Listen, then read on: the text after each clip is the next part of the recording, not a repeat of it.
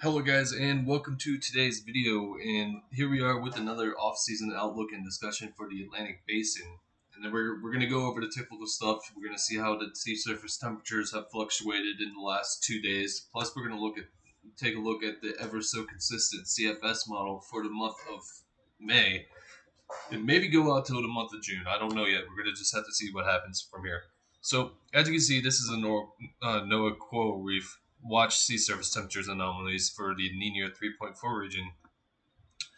And you can see here that we're pretty decently into the moderate La Nina stages. We're not going to talk about all this, what happened before, since we already talked about this.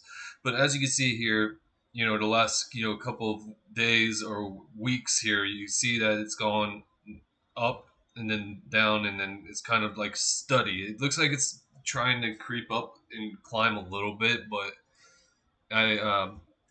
with the easterly wind bursts that are going on in the central Pacific right now, I just don't see this going up too quickly to really make a difference for the Atlantic hurricane season. I feel like I said in a few previous videos, I feel like we are in lock for at least a moderate La Nina, or a La Nina or a weak La Nina going into the first 1 to 2 months, maybe 3 for hurricane season. So, and what La Nina does typically is it lowers the wind shear in the Caribbean and Western NDR regions, so that tropical cyclones can form more freely in those areas, as opposed to when you have an El Nino and you have shear whistling across those areas. When you get those wind shears, it's really hard to have any sort of tropical development whatsoever. All right, so now we're taking a look at the coral reef watch sea surface temperatures, the actual sea surface temperatures. And as you can see here, we are in the 26.2 range just about here. The actual value is 26.1077. So we're at that threshold there of what is acceptable and what is not acceptable when it comes to the sea surface temperatures in the Enzo region. So, typically we don't get any, hurricanes or tropical development near the Enzo region because we are near the 0 degree equatorial line of the world. So, sometimes we get tropical cyclones that form super close to the equator. That's only because we have some really substantial westerly wind bursts that might help with that process a little bit. So obviously, we're not going to get anything near the Enzo 3.4 region, but the 26.1 is the magic number for any basin, pretty much.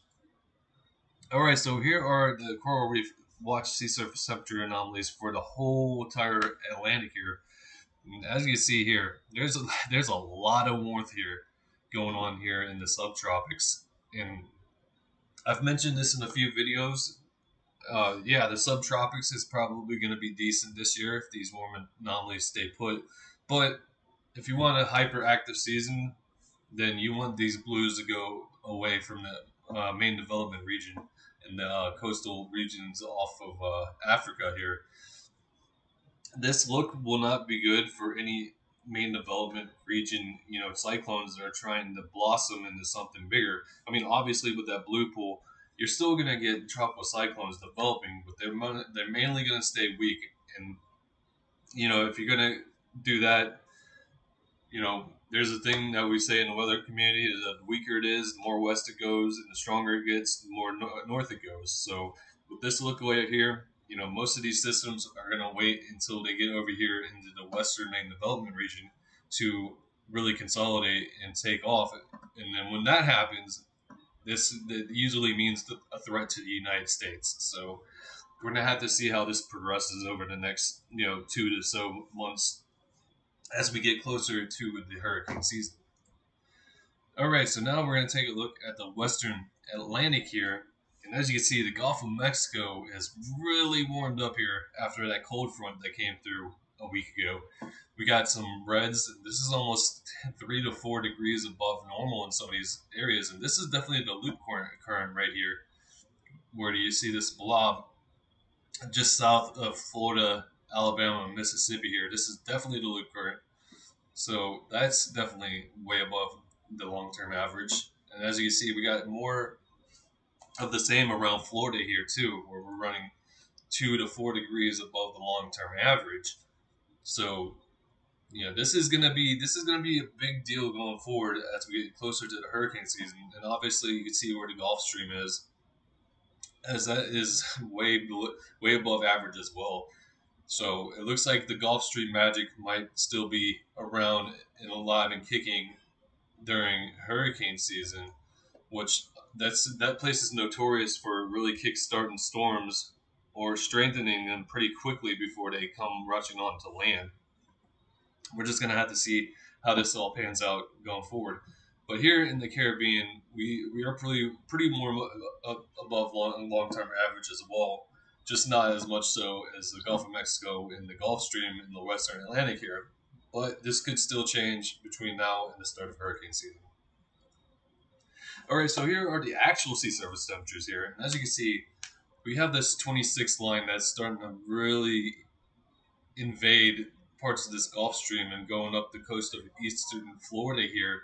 So this is going to be interesting to see how this all pans out and how quicker those warmer sea surface temperatures start rising over to these areas in the Gulf and then across the eastern seaboard here.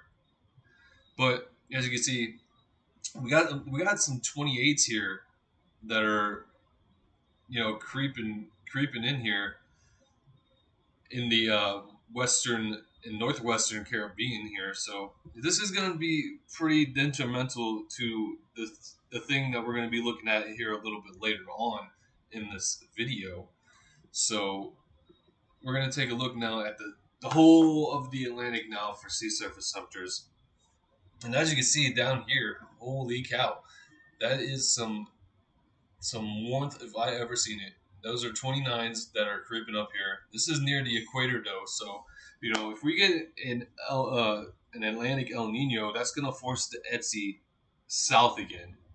So that's what happened last year. Is the ETSI, you know, was more south than it typically is, and that's one of the main reasons why October and November was not very proactive when it comes to the tropics. But it looks like that's going to be the case this year too. So, we're going to have to see how that, plays out as well going forward. But we do got some 27s here near the equator. So we're going to have to see how, this all changes during the next couple months. As you can see, we do got some 26s that are trying to creep here towards the 10 north line. That's taking its time going north. But as I said, it's only March 20th, so we got plenty of time for this to warm up a little bit later on. All right, so here is the CFS, total precipitation anomalies, and we're going to be looking at this a lot. I'm going to be honest with you. We're going to be looking at this a lot because there's still a signal down here in the northwestern Caribbean for what could set up to be a Central American gyre, or a CAG for short. And this has been really, really consistent in the CFS model. So, this is almost locked down. We're going to have to see if it stays around for another month. If it stays when we get to the April 15th prediction video, then, that's pretty much a lockdown for probably something, trying to get together in the Caribbean like a CAG. But you can see that this could be a CAG too, because there's just a whole bunch of precipitation here in Central America and going into the Eastern Pacific too. So this may spit out a system for both the Atlantic and the East Pac as we go through to the mid March into not March, but mid May to late May time frame. All right, so here we're going to take a look at June today because why not? As you can see here, we do got some precipitation anomalies here in the Eastern Caribbean, heading up into the Bahamas and into the subtropics. So this may be a hotspot for tropical development in the month of June. The Eastern Caribbean, Bahamas, and this subtropics here. That's usually your typical places you see in June. in the hurricane season. All right, so now we're going to take a look at the shear anomalies here, and as you can see, we got a pretty favorable look here in the area in which that major precipitation anomalies are in the setup of the Central American gyre. So, like I said, anywhere in the Eastern Pacific or the Atlantic or both could possibly see a tropical cyclone in the month of May. So this is going to be interesting to see how this plays out. We got some pretty pretty favorable wind shear here. We're going to getting into some of the darker colors where the Central American gyre is set up, and also here in the subtropics too. May is a typical hotspot uh, in May for the subtropics. All right, so here is the month of June here, and as you can see, the precipitation anomalies and the wind shear sets up perfectly with each other. So this is why I have a little confidence in these areas getting a tropical cyclone in the month of June. That's it. June is low confidence. The May is starting to become upper mid confidence. If it, like I said, if it stays until April 15th when I make my prediction video, that's probably going to go to high confidence that Central American gyre will probably happen. So, I think this hurricane season is going to be pretty interesting to absorb this year because, you got a strengthening third year La Nina happening right now. You got abnormally warm SSTs in the western Atlantic. That's pretty warm for March, and then you got the favorable precipitation and wind shear to go along with that. So, with that being said, I'll definitely be making another update for you guys here in the next 2 days with this. And a little bit later on today, I'll have a video on Invest 93S because that looks like it could become a pretty decent storm in the Australian region. So, with that being said, I want to thank you guys for watching. Thank you, and have a nice day.